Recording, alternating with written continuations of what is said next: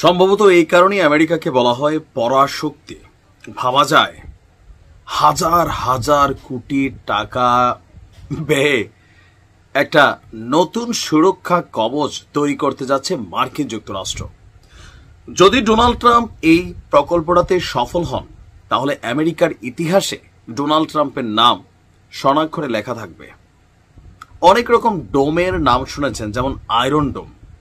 আজকের দিনে ইসরায়েলের মতন রাষ্ট্রগুলো অথবা সম্প্রতি ভারত পাকিস্তান যুদ্ধে আমরা যে আকাশ প্রতিরক্ষা সিস্টেম অথবা আয়রন ডোমগুলো দেখছি, যে আপনার প্রযুক্তিকে ব্যবহার করে শত্রুদের ছোড়া ড্রোন, মিসাইল অথবা যে কোনো কিছুকে আকাশে ধ্বংস করে দিতে পারে, যে আকাশ প্রতিরক্ষা সিস্টেম আয়রন ডোম।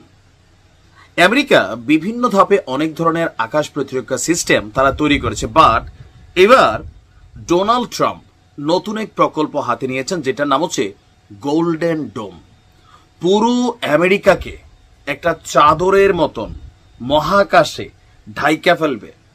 পৃথিবীর যেই প্রান্ত থেকেই আমেরিকার দিকে মিসাইল, ড্রোন অথবা যে কোনো কিছু ছুটে যাবে, সেটা সেই সুরক্ষা কবচকে ছিদ্র কইরা আমেরিকার ভূমিতে টাচ করতে হবে।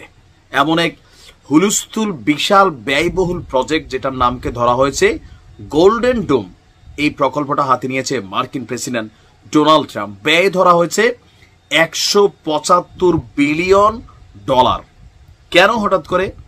ওই যে তৃতীয় বিশ্বযুদ্ধ, প্রতিরক্ষা বাহিনীকে আরো আপডেট করা, শত্রুদের হাত থেকে নিজেদেরকে রক্ষা করা, বিশেষ করে চীন এবং রাশিয়ার মতন যারা বড় মাপের শত্রু, তাদের হাত থেকে আমেরিকাকে সুরক্ষা দিতে এই বিশাল প্রজেক্ট সামনে এসেছে।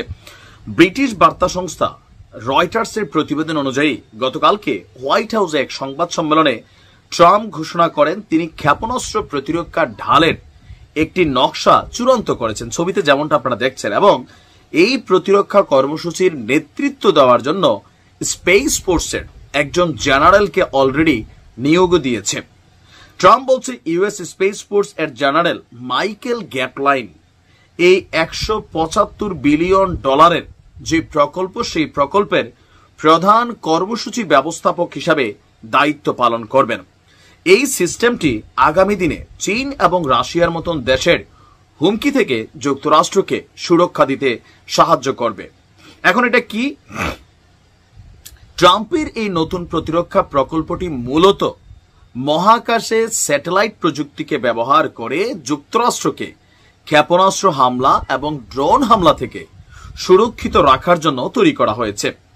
ওভাল অফিস থেকে ট্রাম্প বলছেন, গোল্ডেন ডোম আমাদের মাতৃভূমিকে সুরক্ষা দিবে এবং কানাডাও এর মধ্যেই এতে অংশ নিতে আগ্রহ প্রকাশ করেছে। গত জানুয়ারিতে ট্রাম্প এই প্রকল্পটির ব্যাপারে আলোচনা করেছিলেন এবং প্রাথমিক নির্দেশনা দিয়েছিলেন। 4 মাসের মাথায় এসে গোল্ডেন ডোম বাস্তবতা দেখছে। আর এই ড্রোমের লক্ষ্য হচ্ছে একটি স্যাটেলাইট নেটওয়ার্ক তৈরি করা, যা ক্ষেপণাস্ত্র শনাক্ত, অনুসরণ এবং সম্ভব হলে বাধা দিতে পারবে।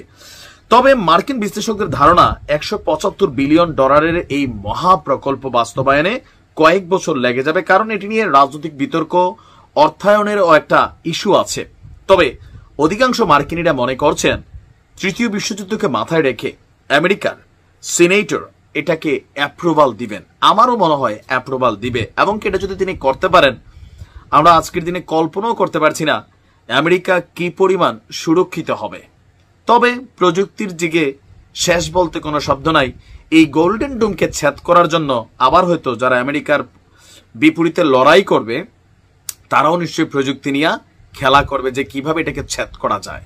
But right now this is the most mega project overall the world. আমরা যদি ধরি বা প্রতিরক্ষা বাজেটে এটা একটা যুগান্তকারী ঐতিহাসিক পদক্ষেপ হিসাবে আমরা দেখছি। দেখা যাক এটা কবে বাস্তবায়ন হয়। ভালো